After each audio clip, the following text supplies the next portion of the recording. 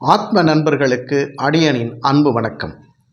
இறைவன் உங்களை எப்படியெல்லாம் தொடர்பு கொள்கிறார் தெரியுமா? உங்களுக்கு உணர்வுகள் மூலியமாக, உங்களுடைய ஆழ் மனதின் எண்ண ஓட்டங்களிலாக இறைவன் உங்களை எளிதில் தொடர்பு கொள்கிறார். அது நமக்கு தெரியாமல் போகுது. எப்படி நம்ம அதை தெரிஞ்சுக்கிறது? ஒரு விஷயம் இப்போ ஒரு விஷயம் நம்ம செய்யணும் அப்படின்னு நினைப்போம். அதை நம்ம செஞ்சிடலாம், அது சரியோ தவறோ செஞ்சிருவோம் அப்படின்னு நம்மளுடைய எண்ணங்கள் சொல்லும். அப்போ நம்ம செய்யும் பொழுது உள் உணர்வு ஒன்று சொல்லும் நமக்கு, வேணாம் இதை இப்போ செய்ய வேண்டாம், இன்னொரு நாளைக்கு செய்யலாம் அப்படின்னு நம்ம உள் உணர்வு சொல்லும். ஆனால் அந்த உள் உணர்வை நம்ம கேட்க மாட்டோம். ஏன்னா அந்த உள் உணர்வு ஏன் சொன்னதுங்கிறது நமக்கு புரியாது. ஆனால் நம்ம மனசு சொன்ன விஷயத்த அதை நம்ம பட்டுன்னு அந்த விஷயத்தை நம்ம செஞ்சுருவோம். செஞ்சிட்ட பிறகு தான் அந்த பிரச்சனை அங்கே வரும். நம்ம இந்த விஷயம் இப்போ செஞ்சுருக்கக்கூடாது போல் இருக்குது, நம்ம ஏற்கனவே நம்ம மனசு உள் உணர்வு சொல்லிச்சு, நம்ம கேட்கல அப்படின்னு நம்ம செஞ்சு முடித்து அந்த செயல் தப்பாக போன பிறகு நம்ம உணர்ந்து பார்ப்போம். அந்த உணர்வு தாங்க இறைவன். உங்களுக்குள்ள உள் உணர்வில், உள் எண்ணத்தில், ஆழ் மனதில் ஒவ்வொரு நொடியும் ஒவ்வொரு வினாடியும் உங்களுடன் இறைவன் பேசிக்கிட்டே இருக்கார். அந்த பேசுகிற சவுண்டு, அந்த பேசுகிற குரல் நமக்கு கேட்குதா அப்படின்றதான் முக்கியமான விஷயம். நம்முடைய எண்ண ஓட்டங்கள், பல லட்சம் எண்ண ஓட்டங்கள் நமக்கு தினம் வந்துக்கிட்டே இருக்கும், போய்கிட்டே இருக்கும். அந்த எண்ண ஓட்டங்களில் எந்த ஒரு எண்ணத்தை, எந்த ஒரு செயலை நம்ம அதிகமாக நினைத்து அதை செயல்படுத்துகிறோமோ அந்த எண்ணத்தின் அடிப்படையில், அந்த எண்ணத்தின் ஊடாக இறைவன் நம்மளோட தொடர்ந்து பேசிக்கிட்டே இருப்பார். அந்த பேசுகிற விஷயத்தை இறைவனுடன் கனெக்ட் பண்ணுற அந்த ஒரு விஷயந்தாங்க தியானம்.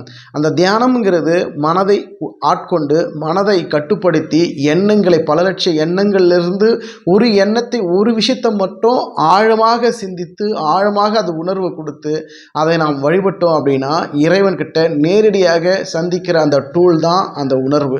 அந்த உணர்வு இறைவன் நமக்கு தொடர்பு படுத்துகிறாரு. இயற்கையோட, பிரபஞ்சத்தோட நம்ம கனெக்ட் பண்ணி நமக்கு எல்லா விஷயத்தையும் பிரபஞ்சம் நமக்கு கொடுக்குற வகையில் அந்த உணர்வு ஏற்படுத்தும். ஒரு விஷயம் நீங்கள் பார்த்தீங்களா, எங்கேயாவது ஒரு இடத்துக்கு போகணும்னு நினைப்பீங்க, ஆனால் உள்ளுக்குள்ளே ஒரு உணர்வு சொல்லும், வேணாங்க அப்புறம் போகலாம் அப்படின்னு நினைப்பீங்க. ஆனால் முதல்ல சொன்ன அந்த எண்ணம் சொன்னதை நம்ம கேட்டுடுவோம். அந்த உணர்வு சொன்ன விஷயத்தை நம்ம கேட்காம விட்டதுனால அந்த எண்ணம் சொன்ன விஷயத்தை, மனசு சொன்ன விஷயத்தை நம்ம செஞ்சுட்டுவோம். ஆனால் தவறாக போய் முடியும். அப்புறம் தான் நமக்கு புரியும், உணர்வு ஏற்கனவே உள் உணர்வு ஒன்று சொல்லிச்சுப்பா, அதை செய்யக்கூடாது, அந்த இடத்துக்கு போகக்கூடாது, ஏற்கனவே நம்ம மனசு உள் உணர்வில் ஒன்று சொல்லிச்சு, அதன்படி நம்ம கேட்கவே இல்லை, அதனால தான் இது தப்பாக போய் முடிஞ்சிடுச்சுன்னு அப்புறம் தெரியும். அதுதாங்க இறைவன். அந்த இறைவன் அந்த ரூபத்தில், உணர்வில் உங்களுக்குள்ள தினம் நொடிக்கு நொடி, நிமிடத்துக்கு நிமிடம் நம்மக்கிட்ட பேசிக்கிட்டே தான் இருக்கிறாரு. ஆனால் அதை புரிந்துக்கக்கூடிய அந்த தன்மை, அந்த எண்ணம், நமக்குள்ள அந்த தியான நிலை எப்போ நமக்கு கை கூடுதோ அப்போதாங்க நம்ம இறைவன் நம்ம கூட பேசுகிறாருங்கிறது, உங்களுடன் பேசுகிறாரு அப்படிங்கிறது நம்மளால் புரிஞ்சிக்க முடியும். இதையெல்லாம் உணரணும், இதெல்லாம் புரிஞ்சிக்கணும். உள் உணர்வில் இதை நம்ம உணர்வு ரீதியாக புரிஞ்சுக்கணும் அப்படின்னா நீங்கள் தொடர்ந்து செய்யணும். அந்த தியானத்தின் வழியாக, தியானத்தின் ஊடாக இறைவனுடன் நீங்கள் தொடர்ந்து பேசலாம். அப்படி பேசும்போது உங்களுடைய எண்ணங்களுக்கும் உங்களுடைய செயல்களுக்கும் வலிமை பெறும், ஒரு புத்துணர்ச்சி கிடைக்கும். இறைவன் உங்களுக்காக நல்ல விஷயங்களை செய்வதற்கு ஆயத்தமாவார். இந்த பிரபஞ்சம் நீங்கள் கேட்குற செயல்களுக்கெல்லாம் ஒரு ஒளி வடிவும், ஒரு வரி வடிவும், அந்த செயல் நல்லபடியாக முடிவதற்காக உங்கள் பிரபஞ்சம் உங்களுக்காக துணை நிற்கும். சரி, இது ஒரு பக்கம். ஆனால் நமக்கு கர்ம வினைப்படி போன ஜென்மம், அதுக்கு முந்தின ஜென்ம பாவ புண்ணியங்கள் கணக்குப்படி தான் நம்ம இந்த ஜென்மத்தில் பிறவி எடுத்திருக்கிறோம். அப்போ இந்த ஜென்ம பிறவியில் ஏற்கனவே போன ஜென்மத்தினுடைய கர்ம விதிப்படி தான் இந்த ஜென்மத்தில் நம்ம நல்லது கெட்டது அனுபவிச்சுட்ருப்போம். இந்த நல்லது கெட்டது நம்ம கூடவே தொடர்ந்து வருமா? அப்போது கர்ம வினைன்னு பார்த்தா அதில் நெகட்டிவும் இருக்கும், பாசிட்டிவ் இருக்கும், நல்ல விஷயமும் இருக்கும், கெட்ட விஷயமும் இருக்கும். இதில் பாசிட்டிவ் எவ்வளவு இருக்குது, நெகட்டிவ் எவ்வளோ இருக்குது நம்மளால் கணிக்கவே முடியாது. அந்த கர்ம வினைப்படி ஒவ்வொரு செயல் நமக்கு தினம் வழிகாட்டும், நமக்கு சொல்லிக் கொடுக்கும்.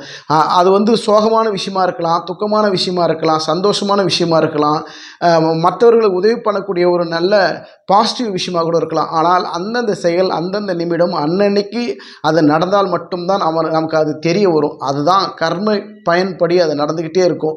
நம்ம எவ்வளோ பாவங்கள் செஞ்சுருக்கிறோம், எவ்வளோ புண்ணியங்கள் போன ஜென்மத்தில் செஞ்சுருக்கிறோமோ அதனுடைய பலன்தான் இந்த இந்த ஜென்மத்தில் நம்ம தொடர்ந்து அனுபவிக்கிறோம். சில பேர் நினைப்பாங்க, நம்ம எவ்வளோ கஷ்டப்படுறோம், எவ்வளோ துன்பப்படுறோம், வேதனைப்படுறோம், இறைவனே இல்லை, கடவுளே இல்லை, நான் எவ்வளோ கோயில் குளம் போகிறேன், கடவுளை வேண்டுறேன், எனக்கு எதுவுமே நடக்கலைன்னு நம்ம நினைப்போம். அப்படி கிடையாதுங்க. நீ எவ்வளோ கோயில் குளம் போனாலும் சரி, எத்தனை சாமியார்கிட்ட போனாலும் சரி, எத்தனை பரிகாரங்கள் செய்தாலும் சரி, நீங்கள் போன ஜென்மத்தில், அதுக்கு முந்தின ஜென்மத்தில் நீங்கள் என்னென்ன கர்ம வினைகள் நல்லது கெட்டது எதை செஞ்சுருக்கிறீங்களோ அதனுடைய பலாபலன்கள் தான் இந்த ஜென்மத்தில் நம்ம அனுபவிச்சுட்ருக்குறோம்.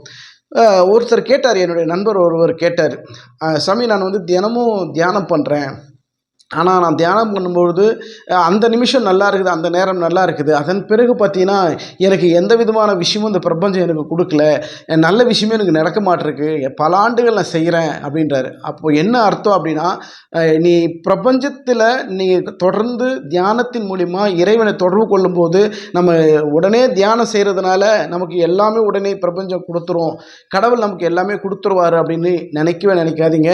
நம்ம கர்ம வினைப்படி தான் எல்லாமே நடக்கும். பல சோதனைகள் வரும், பல கட்ட நம்மளை பல ட்விஸ்ட்டு, பல சோதனைகள் நிறைய நடக்கும். அதையெல்லாம் நீ தாக்கு பிடிக்கிறியா அப்படின்னு பரிசோதனை நிறைய நடக்கும். அதன் பிறகு தான் இறைவன் பிரபஞ்சம் உங்களோட பேச ஆரம்பிக்கும். அந்த பேசுகிற காலம் வர வரைக்கும் உங்களோட தியானத்தை விடாதீங்க, தொடர் முயற்சி பண்ணுங்கள். அதிகாலையில் தியானம் பண்ணுறது ரொம்ப சிறப்பு. அந்த பிரபஞ்சம் உங்களோட பேசுகிற நேரமே அதிகாலை தான்.